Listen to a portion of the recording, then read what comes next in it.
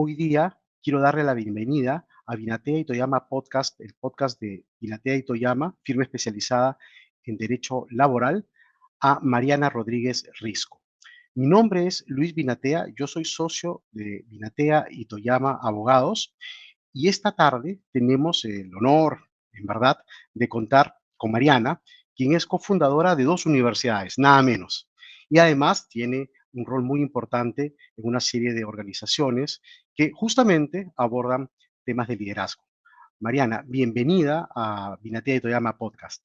Muchas gracias por la invitación. Mira, Mariana, lo primero que me gustaría conversar contigo es acerca de cuál es la visión que tienes tú de liderazgo y quizás lo más importante es definir, por lo menos desde tu perspectiva, qué cosa es ser un líder y quizás más precisamente qué cosa es ser un líder consciente. Mira, la definición de líder, sin agregarle la palabra consciente, y ¿Ya?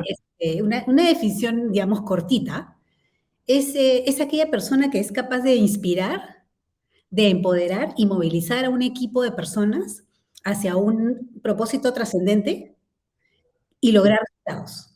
O sea, no solamente basta con movilizarlos, es aquella persona que es capaz de llevar a este equipo a lograr resultados. Aquellos resultados que se ha propuesto y lo hace a través de estos tres elementos, ¿no? Primero, inspira. Segundo, es empodera. Y tercero, moviliza. Moviliza emociones, talentos y emociones, ¿no? Y eso sin considerar que le pones la palabra consciente, porque puede ser un líder que no necesariamente ha trabajado el tema que ahora se conoce como el de liderazgo consciente, ¿no? Y si le quisiéramos agregar lo segundo, que es algo que probablemente requiere de una reflexión un poquito mayor, ¿qué cosa nos podrías tú decir acerca de esto? El líder consciente, a diferencia de un líder que no ha trabajado esa parte, es aquel que además de manejarse bien en el mundo exterior, o sea, tiene sus instrumentos para manejar su equipo de trabajo, su empresa, no se ha preparado para, es competente en sus habilidades de líder, además gestiona igualmente bien su mundo interior, ¿ok? Es ese balance de gestión del mundo exterior y del mundo interior. ¿Y cómo lo reconoces? A ver, tres elementos de este liderazgo consciente. Esta persona lo que ha hecho es ha trabajado este mundo interior, para empezar, desarrollando un sistema nervioso, o sea, trabajando con su propio sistema nervioso, de tal manera que es capaz de responder a altos niveles de incertidumbre y estrés sin perder la cabeza. Mantiene ecuánime, reflexivo, es capaz de seguir trabajando de manera positiva con su equipo, a pesar de estar enfrentando situaciones de muy alto estrés. Y no solamente es capaz de no perder la cabeza, sino también lo contrario, que es no caer en lo que se llama el shutdown, que es cuando te paralizas, cuando no, ya estás tan estresado, tan asustado por lo que estás enfrentando, que ya no sabes lo que haces o lo que quieres hacer, te paralizas, pierdes toda la capacidad de generar posibilidades. Es como hay una suerte de pánico O sea, escénico. normalmente los líderes, los gerentes, somos personas que somos capaces de manejar estrés. O sea, es parte del job description, ¿no? Te dicen, si no eres capaz de manejar estrés, la gerencia pues tiene un alto nivel de estrés. Pero la verdad es que tú operas en una especie de rango verde, como yo lo llamo, en donde se dan estas características. Serías reflexivo, estás en calma, puedes pensar en muchas posibilidades, trabajas muy bien con tu equipo, pero si es que tu sistema nervioso es sujeto a altos niveles de estrés o de incertidumbre, como nos ha pasado en estos últimos 2 años, ese rango de operación verde se puede achicar. Y de repente comienzas a salirte al rango rojo, te vuelves dictatorial, agresivo, impulsivo, reactivo, eh, tu equipo ya no te reconoce, ¿no? Y luego también te puedes caer a lo que llamo el rango negro, donde te paralizas, pierdes toda capacidad digamos, de funcionar en el peor de los casos, ¿no? Entonces, ese es el primer elemento. O sea, has trabajado tu sistema nervioso y puedes responder a altos niveles. ¿Por qué? Porque has desarrollado conciencia, has trabajado esa ecuanimidad. La segunda es que tienes madurez emocional. En muchos casos a los líderes nos decían que había que dejar las emociones en la puerta, que las emociones no tienen lugar o sea, que no tienen un espacio en el mundo laboral. El líder consciente es maduro emocionalmente. O sea, ha hecho un trabajo personal profundo de entender cómo se siente, por qué se siente como se siente, qué impacto tienen sus emociones en su performance, qué impacto tienen los demás en su propio equipo. Y, y eso es tremendamente importante porque en el fondo, cuando tú entras a estas empresas donde encuentras como que sientes un ambiente tóxico y sientes que la cosa no está bien, que hay mucha tensión, que la gente no está contenta, en parte es porque las emociones que no han sido trabajadas se han desbordado y han salido y al final terminan teniendo un impacto en el equipo, ¿no? Y en el entorno laboral. Es como que esas emociones, perdona que te interrumpa, es como que esas emociones se transmitieran a otras personas y estas a su vez las vuelven a transmitir. Y uno llega a ese ambiente y las percibe, ¿no? Como alteradas. La verdad que es, si tú crees que, que tus emociones, que digamos no has trabajado, que no las entiendes, no impactan tu performance o no impactan a tu equipo, estás totalmente equivocado, porque terminan saliendo sin que tú te des cuenta. Puede ser, por eso es que se dice líder consciente versus inconsciente, porque finalmente no te das cuenta que el estado, que el mal humor con el que llegaste a la oficina y te sentaste en la reunión acaba de cambiar Claro, totalmente la capacidad de tu equipo de ser creativo o de encontrar soluciones por decir. Entonces, el trabajo de inteligencia emocional, de madurez emocional, es tremendamente importante, pero es un trabajo interno, es un trabajo que haces en tu persona, ¿ok? Ese es el segundo. Y yo diría que el tercer elemento, digamos, de un líder consciente, es que de alguna manera al haber trabajado su mundo interior, el haber alcanzado esta madurez emocional y esta ecuanimidad ante el estrés y la incertidumbre, comienzas a dejar de estar tan absorto en ti mismo. O sea, sales de tu pequeño mundo, de tu mente, de tus problemas, empiezas a mirar afuera, hacia el exterior y te comienzas a dar cuenta de lo que está pasando alrededor tuyo. Desarrollas mucho más tu capacidad de ser empático con el sufrimiento de los demás. Y esa empatía, que esa capacidad de ponerte en los zapatos del otro, te empiezan a dar ganas de ponerla al servicio de los demás. O sea, de transformarla en compasión, que es la empatía en acción. De tal manera que piensas en cómo puedo hacer yo para aliviar el sufrimiento de los demás. Pero auténticamente te preocupas y auténticamente digamos, te toca, ¿no? Y empiezas a ser un líder que no solamente está absorto en su propio mundo y en el de su empresa, sino que empieza a mirar el mundo en el que vive, la sociedad en la que está, y empieza a decir, ¿cómo puedo yo contribuir a hacer que esta sociedad sea mejor? ¿Cómo la transformo?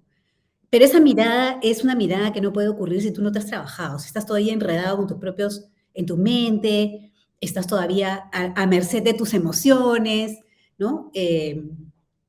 Creo que hay un nivel en el cual tú como líder consciente terminas en un nivel de conciencia tan elevado que eres capaz de entenderte a ti y a tu empresa como agentes de cambio social. claro. Eso que mencionas me parece muy interesante porque creo que todos los que en algún momento tienen que asumir una responsabilidad, probablemente lo primero que tengan, no sé si como prioridad, pero lo primero que tengan puesto ante sí es la preocupación de su desempeño, ¿no? Porque finalmente sienten que hay la responsabilidad y eventualmente sienten que pueden estar siendo observados y hasta juzgados, ¿no?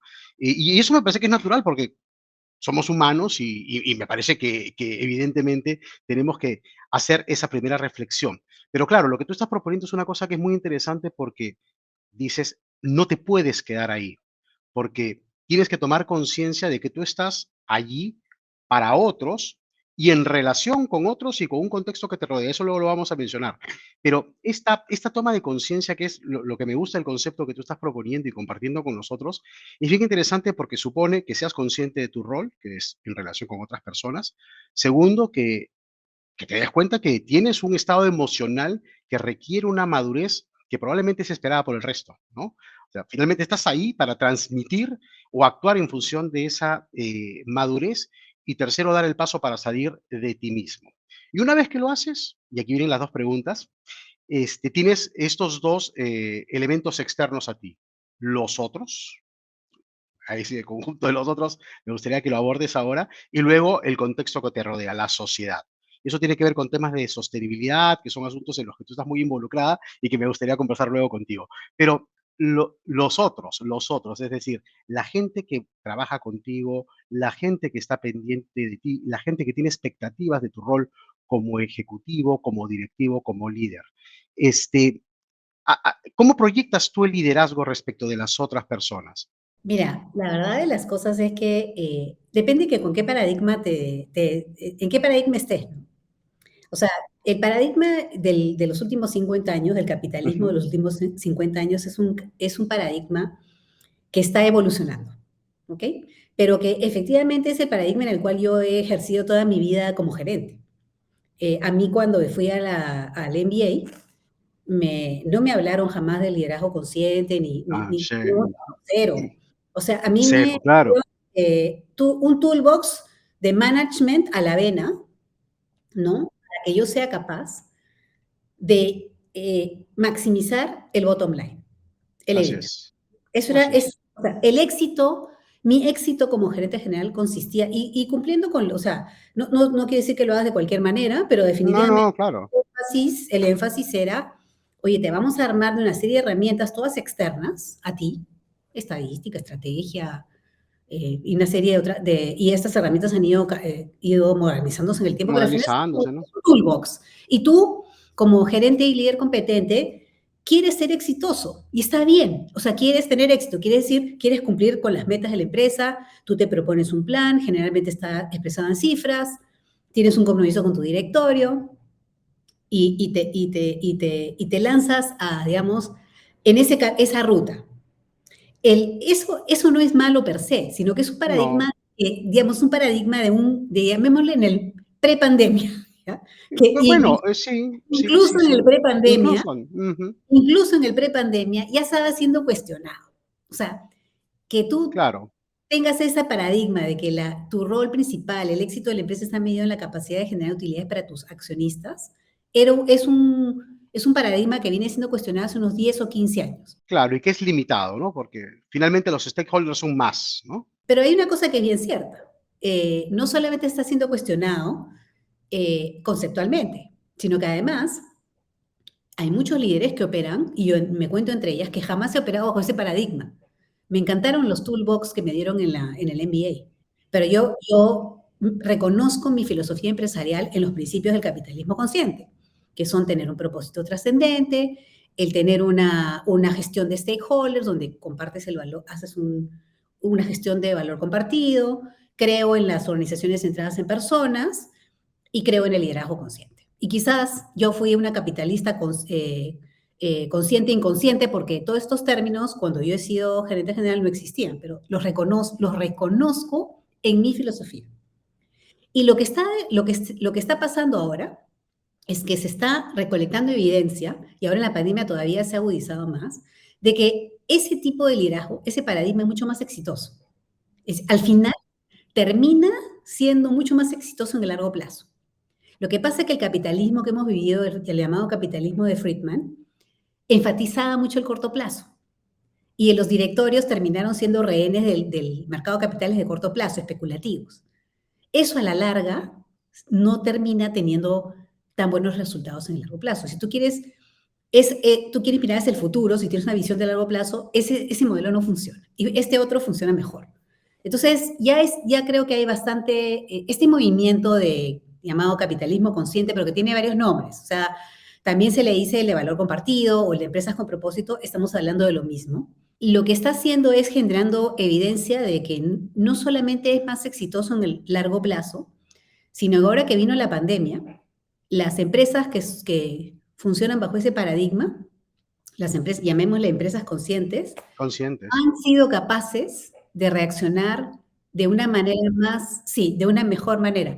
La resiliencia que tienen es por encima del promedio, y eso se debe a esta filosofía. Que está enfocada y tiene como eje central a la persona, ¿no? No tanto, no es que no, como tenga el eje central la persona, sino que el eje central te diría yo que si bien él está centrado en las personas, el eje central que ancla todo el quehacer de la empresa consciente es el propósito. Ese es el eje central. Personas son las que llevan a cabo ese propósito, que lo hacen realidad, porque el propósito puede ser un propósito que esté en tu visión, en tu deseo. Son las personas las que llevan ese propósito a la realidad. ¿Y cómo lo hacen? A través de una filosofía que maximiza el valor para todos los grupos de interés, para todos los stakeholders y no solamente para los accionistas, bajo los principios de un liderazgo consciente. Y digamos, hoy día podemos hablar de empresas con propósito y de líderes con propósito. ¿cierto? ¿Hay alguna identidad? ¿Es posible que exista un propósito empresarial que sea distinto del líder que tiene un papel en ese momento como, por ejemplo, responsable de una organización o tienen que estar necesariamente alineados? Yo te diría que, digamos, no tienen que ser exactamente iguales, ¿no? Pero tiene que haber un alineamiento muy grande. Es muy difícil para un líder asumir un propósito empresarial si no está, digamos, si no sintoniza con tu propósito personal. O sea, yo tuve la suerte de encontrar un propósito muy joven. O sea, yo me considero afortunada porque yo salí de la universidad, como me había graduado de ingeniero civil en el año 80, ¿no? Ya me había imaginado una vida manejando construcciones, me sentía feliz con esa expectativa, pero aterricé en un Perú de los años 80, donde había terrorismo y no había mucha posibilidad de hacer este, una vida Claro. civil. Había, mucha gente de mi generación se fue, ¿no? Porque no había Exacto, claro. oportunidad. Pero da la casualidad que los 80 también son el inicio de la era digital. Y para hacerte la historia corta, esta crisis y oportunidad se juntaron y yo terminé, mi vida, yo 2 vueltas de campana y terminé haciendo una vida como emprendedora y gestora educativa. Eso, O eso. sea, fundé el Instituto Cibertech en 1983 y encontré mi propósito. En ese momento me di cuenta que lo que yo quería hacer era transformar la educación. Claro, eso es algo que a mí me llamó muchísimo la atención porque y al momento de de presentarte lo remarqué, ¿no? Fundadora de 2 universidades. Y le puse énfasis a esto, no porque pensara que eso te ubica como líder o responsable de una universidad, sino porque detrás de eso hay algún propósito, como lo denominas Hay una tú, historia, sí. pero sí, me imagino que hay una historia. Sí. ¿Algo de eso podrías compartir con nosotros? Porque la verdad es que, ese papel que te ha tocado vivir y encarnar es poco usual, ¿no? Sí, pero yo creo que hay más historias inusuales de las que uno se imagina. Bueno, sí, En mi caso es lo que yo te he comentado, o sea, yo había estudiado ingeniería civil con la expectativa de ser una ingeniera civil y trabajar para una empresa donde yo pudiera hacerme cargo de construcciones, era mi sueño. Pero la vida me presentó, me hizo hay que estar siempre abierto a las posibilidades que la vida te presenta porque uno nunca sabe. Y terminé, como te digo, renunciando a la empresa donde yo trabajaba, recién egresada a la universidad, no, ingenieros. Al año, ahí conocí al que fue uno de mis socios por muchos años, David Fishman, y tomamos la decisión de renunciar a la empresa y fundar este instituto Cibertech en el año 1983, en una casita con 25 carpetas y 5 computadoras que en esa época, pues, nos costaron un ojo de la cara. Nos tuvimos que endeudar para comprar estas 5 computadoras para el laboratorio. Y ahí en el año 1983 recibimos esta primera promoción de estudiantes de computación informática. Ese fue el Instituto Cibertech, que luego dio lugar, los mismos socios, muchos años después, en los años 90, a la Universidad Peruana de Ciencias Aplicadas. Y tengo una historia paralela con mi familia, en Trujillo, porque mi familia es trujillana. Al mismo tiempo que yo estaba fundando Cibertech en Lima, mi familia fundó este Instituto Tecnológico del Norte de Trujillo y luego que dio lugar a la Universidad Privada del Norte. Corea del Norte. Todo este grupo educativo terminó siendo parte de la Red Laureate entre el año 2004 y el 2007, y yo pasé de ser un emprendedor y gestor educativa a ser una gerente corporativa educativa, a cargo de todo este grupo educativo por más de 15 años. Pero lo que te quiero decir es lo siguiente, desde el momento en que yo fundé Cibertech, que estoy hablando hace más de 30 años, encontré mi propósito. Encontré que lo que en ese momento la vida me había dado la oportunidad de hacer una transformación de la educación. Y hubo muchos vehículos con los cuales yo pude trabajar. Por ejemplo, uno de las instituciones bandera es UPC. Y tú puedes encontrar en UPC ese mismo propósito. Es totalmente alineado. La UPC fue un vehículo para que yo pudiera, de alguna manera, como líder de esa institución, hacer un propósito realidad. Entonces, yo sí creo que las empresas y los líderes necesitan tener un propósito, porque si no, cualquier situación te saca completamente de centro y puedes tomar caminos completamente equivocados si tu propósito no está claro y si no crees en él y si no te apasiona tu propósito. Entonces, por eso es que creo que ese es el eje principal. Y claro, el descubrimiento sobre el liderazgo consciente vino después, ¿no? O sea, no es que yo Claro. sí, fue un trabajo personal. Sigo tratando de desarrollar mi nivel de madurez emocional y sigo desarrollando mi capacidad de ser empática y de tratar de contribuir a la sociedad. Es algo que nunca termina, ¿no? Claro, y es un proceso, digamos, de reflexión interna y de mejoramiento personal que yo creo que no se acaba nunca, ¿no? O sea, me parece bien interesante que plantees esta división, ¿no? Entre el ejercicio y el desarrollo personal, la reflexión, y por otro lado, el desarrollo de esta actividad empresarial que trasciende, que va más allá del, digamos, del contorno de la propia actividad corporativa para buscar ser como un agente de cambio, comenzar a transformar. Y en ese contexto, hablar de educación me parece súper importante, ¿no? Porque a mí me gustaría saber qué piensas tú de la educación y qué retos tiene esta en nuestro país para una persona como tú.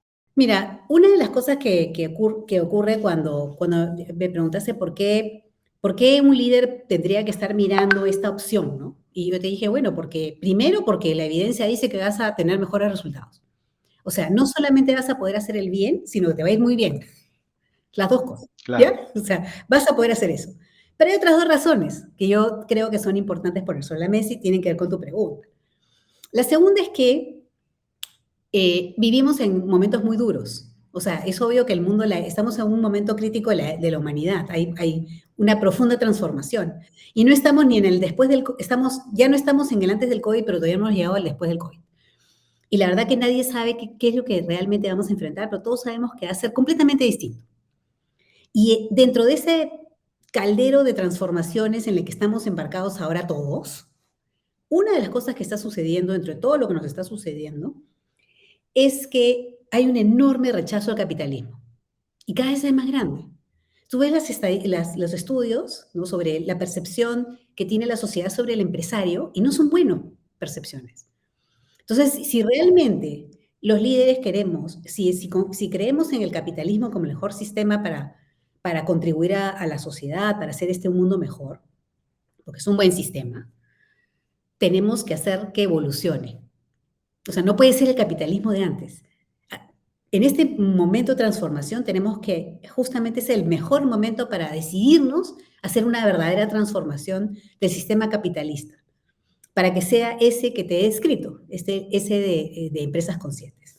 Y la segunda razón es porque yo creo que la pandemia, o sea, nos ha sensibilizado. Yo creo que no hay nadie que no tenga a alguien que ha sufrido muchísimo las consecuencias de esta pandemia. Creo que no hay seguro. nadie que no tenga una persona más o menos relativamente cercana que no haya sufrido o incluso fallecido por consecuencia de esta pandemia. Y además hemos visto de cerca la cruda realidad de nuestro país y esta situación de estrés nos ha hecho ser conscientes. Ahí está el tema de conciencia, empatía y compasión. De De conciencia. Ujú. conciencia. Tú Sí, te claro, despiertas del mundo en el que estábamos del bicentenario, que somos el país de la OCDE, y todos éramos los campeones de la región, y de repente viene la pandemia y tú dices, totalmente. oye, un momentito, esto no es real. Yo estoy en un país con tremendas brechas sociales, con gente que está viviendo en situaciones deplorables y con un estado de vulnerabilidad tremendo, entre ellos escasez de oportunidades como la educación. No sé, Eso totalmente, exactamente, digo, sí. escasez de oportunidades. Acá las brechas se han desnudado y nos hemos dado cuenta que estas famosas brechas no eran brechas, eran abismos, ¿no? Entre el niño de la costa peruana en una ciudad frente al niño que está en un caserío de la selva. Es un abismo, no es una brecha, es un abismo. Y esto se ha agravado en la pandemia. Entonces, creo que nos hemos sensibilizado un poco y nos hemos dado cuenta que el éxito empresarial no se puede dar en una sociedad que se está cayendo a pedazos. Tú no puedes Totalmente estar de acuerdo bien, contigo. tú no puedes pretender ser exitoso, estar bien y seguir para adelante cuando todo alrededor tuyo es un Está mal. desastre, está mal, es un desastre. Entonces, Sí. creo que nos hemos dado cuenta que no somos islas, ¿no? No son los empresarios que estamos en nuestra empresa, ¿no? Atrás del directorio para traer el mejor resultado. Tenemos esa absorción en tu pequeño mundo se ha roto. Y ese es un elevado nivel de conciencia que te hace pensar que efectivamente ese éxito es imposible en una sociedad tan deteriorada como la que tenemos adelante. Entonces, ¿a qué va mi punto? Aquí hay que ser un líder activista. Entonces, después de haber Abs- líder activista, un líder empresarial activista, yo estoy haciendo un llamado a que los líderes empresariales asuman una posición activista. ¿Y por qué? Porque cuando yo colgué mis guantes de CEO, después de haber hecho tener toda esta aventura empresarial maravillosa que fue la de crear estas universidades y sacarlas adelante, una de las cosas que digamos, decidí fue, ahora me toca a ver cómo ayudo a la educación en el país, porque me di cuenta, ¿no?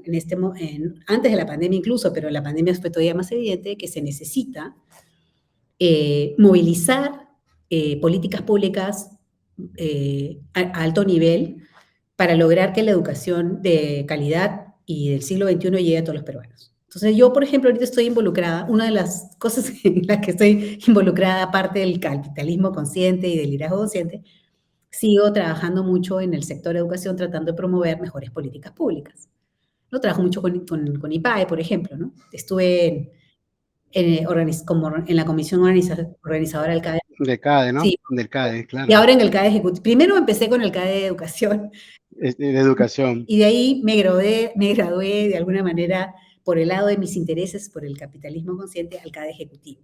Fíjate que ahora que te escuchaba, decía, digamos que la pandemia nos puso al frente de esta brecha espantosa en materia de salud, ¿no? O sea, digamos, esto ha sido un despertar horrendo, ¿no? Nos hemos dado cuenta que nuestro país simplemente no presta ese servicio público. Ninguno, Así ninguno. es. No, Ni agua, y ni además, luz, ni ni agua, ni ni transporte, transporte, así es.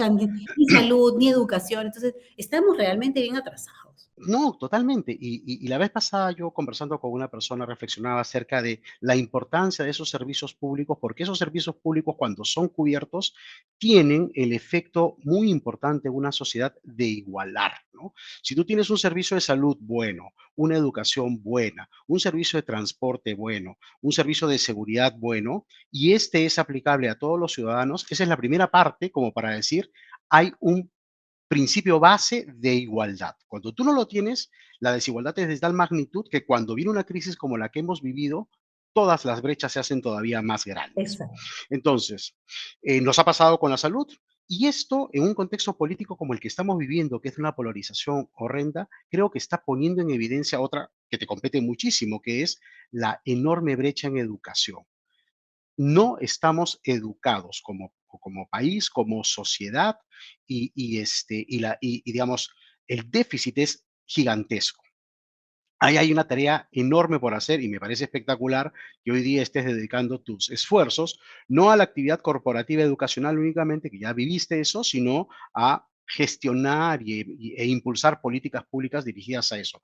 La verdad que ojalá que tengas mucho éxito en eso porque sí que se necesita en el país. Pero yo te quería hacer una pregunta respecto de la afirmación que hiciste hace un momento que me pareció bien importante, sobre todo porque creo que todos deberíamos tener claro esto. Un capitalismo consciente implica un capitalismo diferente al que estuvimos acostumbrados durante la década de los 80, durante la década de los 90. ¿Qué cosas le agregarías tú a ese capitalismo para que tenga un resultado deseado y tenga un efecto transformador e igualitario para todos nosotros? Mira, el modelo de capitalismo consciente es un modelo bastante sencillo en principio. Lo que pasa es que no es fácil aplicarlo. Es más fácil el otro. Ya, Es claro, mucho más claro, fácil el claro. bottom line, la verdad.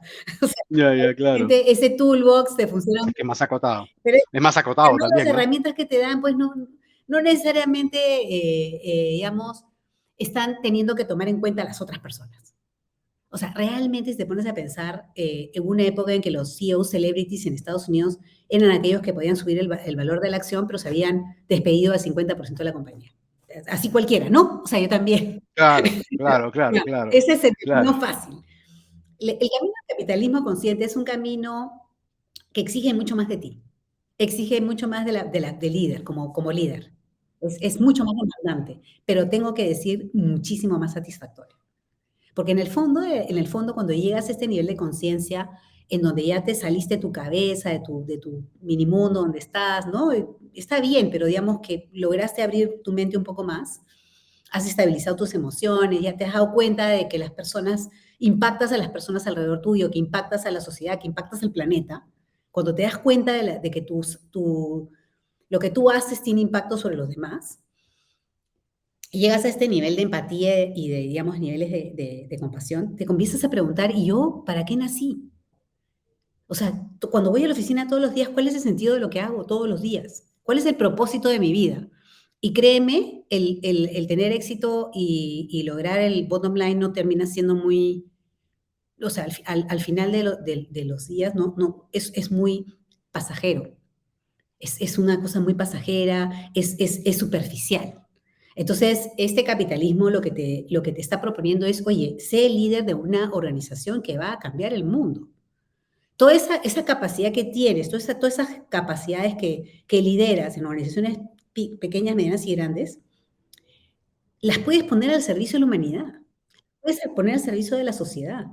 Y además, tener un éxito económico maravilloso. O sea, encima, Claro, o claro, sea, porque no son excluyentes, ¿no? no es excluyente, ¿por qué? Porque finalmente esa filosofía lo que hace es que te moviliza fuerzas internas y externas muy favorables. Por el lado del interno, los colaboradores que están alineados con un propósito y completamente engaged con tu organización van a dar lo mejor de sí. O sea, si a un empleado de una compañía que trabaja por el bottom line, el empleado te da así de su potencial, bueno, en una empresa consciente, el empleado te da todo su potencial y lo hace feliz, lo hace de manera entusiasta y feliz. Y por otro lado, cuando miras hacia afuera, los clientes, la sociedad te recompensa ese accionar. Además, hoy en día no es que te lo recompense, lo está exigiendo. Ahora, ya antes lo recompensaban, Sí, ahora es una exigencia. Las nuevas generaciones están pensando muy bien en la idea de trabajar en empresas conscientes y en solamente comprarle empresas conscientes. O sea que no solamente es un tema de qué bonito hacerlo, sino es un tema de que finalmente vas a tener que hacerlo también porque va a haber una exigencia de parte del mundo exterior, ¿no? Así que yo creo que es un tema de simplemente entender los principios del capitalismo. Hay muchísimos recursos. Los encuentras, yo como me tropecé con el capitalismo consciente, debo decir, o sea, fue casual. Estaba navegando en YouTube porque soy súper, me encanta leer, siempre he sido de leerme todo lo que había y estoy a la búsqueda de qué está pasando en el mundo corporativo, en mi época de CEO. Y me tropecé con unos videos de Raxi Sodia y de John McKay de Whole Foods, que justamente comenzaban a hablar de esta filosofía. Y comencé a entenderla y me comencé a sentir muy identificada con esa filosofía. Decía, pero yo pienso igual. Entonces, ahorita si uno quiere emprender este camino del capitalismo consciente, puedes encontrar muchísimos recursos, hay libros, hay guías, hay cursos, hay capacitaciones. Yo soy cofundadora de Capitalismo Consciente Perú. Puedes certificarte como líder de capitalismo consciente. Y a nivel personal, parece mentira, pero si quieres trabajarte a ti mismo, esa parte de que te hablé del mundo interior, puedes empezar con el mindfulness para que tu sistema nervioso funcione mejor. Es increíble lo que puedes lograr en términos de mayor concentración y creatividad por el simple hecho de saber cómo respirar. O sea, o sea, claro. Además, además el estado de tranquilidad te permite tomar decisiones mucho más completas y sobre todo mucho más amplias, ¿no? Yo recuerdo muy claramente, a mí también me gusta mucho leer los libros o las cuestiones sobre el liderazgo y particularmente las de tipo histórico, ya, ¿no? Y sobre todo las de corte más o menos militar, que todas están al final del día emparentadas, pero a propósito del tema de la pandemia, por ejemplo, yo decía, las personas que tenemos una responsabilidad respecto de un grupo de personas, respecto de la sociedad, tenemos que hacer un alto, ¿no? Lo que ocurre es que este evento, la pandemia, era como una guerra nuclear que estaba alrededor nuestro y no nos dejaba sacar la cabeza, ¿no? Y yo decía, qué complicado va a ser para todas las personas que tienen un rol o un papel de liderazgo el tener que detenerse un minuto, ¿no? Mirar alrededor y tomar las decisiones correctas para empujar al resto, ¿no? O para mirar más allá y preocuparse de la sociedad. Por supuesto que ha habido mucha gente que lo ha hecho, ¿no? Y es maravilloso ver que en ese contexto muchas personas, sin tener que destacar individualmente, lograron que este efecto horrendo que vivimos en estos 2 años se revierta. Pero, pero gracias a que pudieron tranquilizarse, ¿no? esa pausa, Pero esa pausa es una pausa no hacia afuera, es una pausa hacia adentro. eso, Es una eso. pausa hacia adentro. Mira, para empezar, si simplemente tienes la capacidad de respirar hondo y antes de tomar una decisión de la cual te puedas arrepentir más tardecito, eres capaz de respirar hondo, tranquilizar tu sistema nervioso, abrir tu mente a las posibilidades que tienes para enfrentar lo que sea que estás enfrentando, te puedo garantizar que tu decisión va a ser 1000 veces mejor.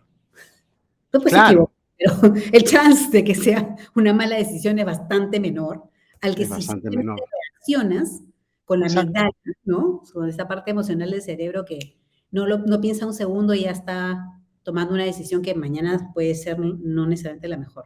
Y eso viene acompañado del tema este que te comenté de la madurez emocional y yo creo que a veces, en ese sentido, yo sí recomiendo a las personas pedir ayuda. Yo valoro muchísimo porque créeme, esto ha sido es un viaje personal de muchos años, que tuve la posibilidad de tener coaches ejecutivos.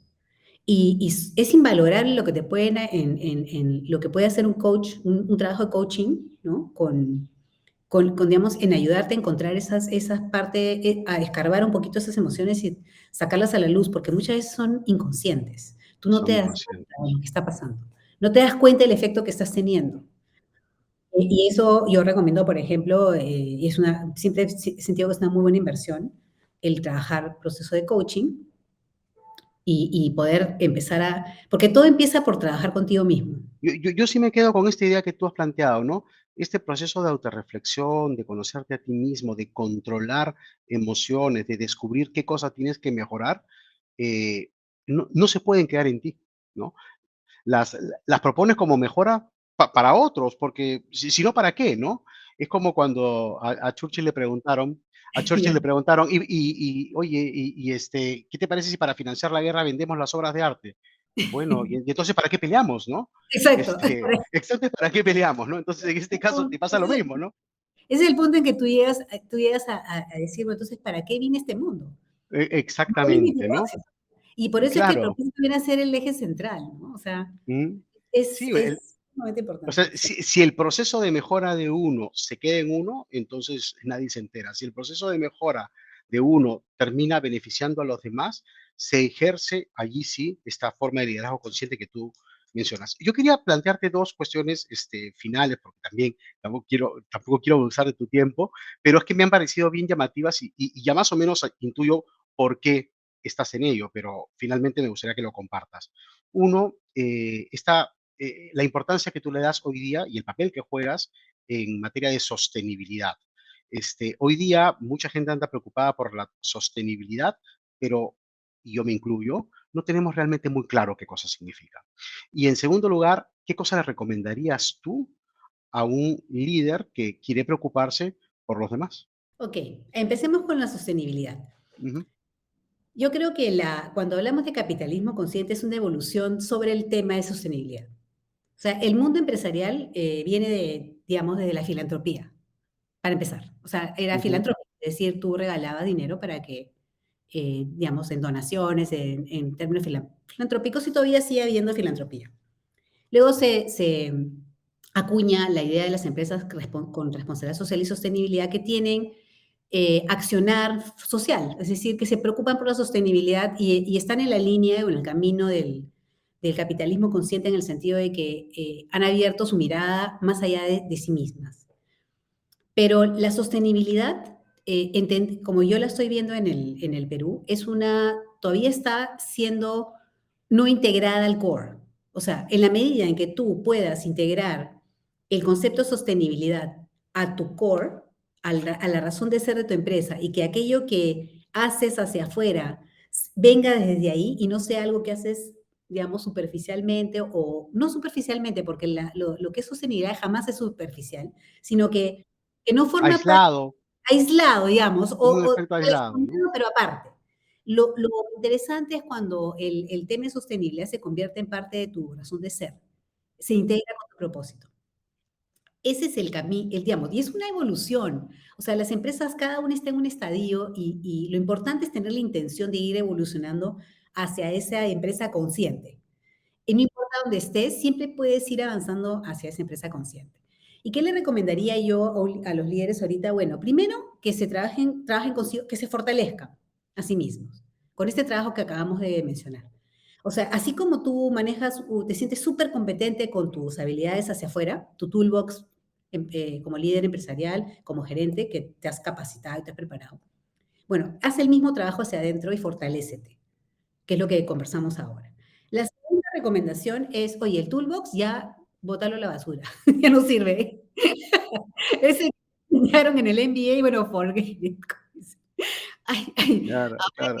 sí, sinceramente, veo pocas herramientas que yo me pueda llevar a este nuevo normal, de las que me enseñaron en el pasado, así que será bueno que refresques este toolbox, pues, con el tema de, metodologías ágiles, disruptivas, adaptativas, con organizaciones que no funcionan como antes, con otros modelos organizacionales, que comiences a pensar en la inteligencia artificial y cómo vas a potenciar la inteligencia artificial, cómo vas a hacer que tu empresa sea más resiliente, porque esto de la pandemia tiene para rato, ¿no? O sea, este mundo va a ser así de complicado por mucho tiempo. Y lo tercero que recomiendo es que en la medida que hayas podido trabajarte a ti mismo, que sientas que puedes, digamos, has elevado tu nivel de conciencia, te conviertas en un líder activista. O sea, que empieces a participar de aquello que es importante para el país y para la sociedad, que es defensa de la libertad, de la democracia, a nivel de principios y no de ideologías políticas. Pero sí, nos toca a los empresarios tener postura pública frente digamos, a la falta de institucionalidad y gobernabilidad, frente al hecho de que los gobiernos no están atendiendo a la población en sus servicios públicos más básicos. Entonces, esos son mis 3 consejos. Trábajate a ti mismo, cambia tu toolbox porque ya no va a funcionar, ¿no? Y tercero, sé un líder activista. Bueno, pero la verdad es que son tres recomendaciones estupendas, ¿no? Y creo que cualquiera que te haya escuchado se lleva no solamente un toolbox lleno de enseñanzas, sino que además recibe tres recomendaciones finales como estas. De verdad que yo estoy agradecidísimo, primero por haberte escuchado y segundo lugar, por la oportunidad de conocer de cerca tu manera de pensar y el rol que creo que de manera importante has jugado en la educación y como empresaria, como líder, ¿no? La verdad que es un gusto escuchar a personas como tú y de verdad que creo que hay un efecto claramente inspirador, ¿no? En tus palabras. Así que nuevamente gracias por eso. No, muchas gracias. Me ha encantado estar aquí. Qué bueno, qué bueno. Mira, bueno, entonces yo los invito a seguirnos en nuestros canales de Spotify y Apple Podcast, buscándonos como Vinatea y Toyama Podcast. Y también pueden ver este video completo de la entrevista y escucharla también en los canales de YouTube y de Spotify. Hasta el próximo episodio de Vinatea y Toyama Podcast. Muy buenas tardes y nuevamente gracias, Mariana, por tan interesante entrevista.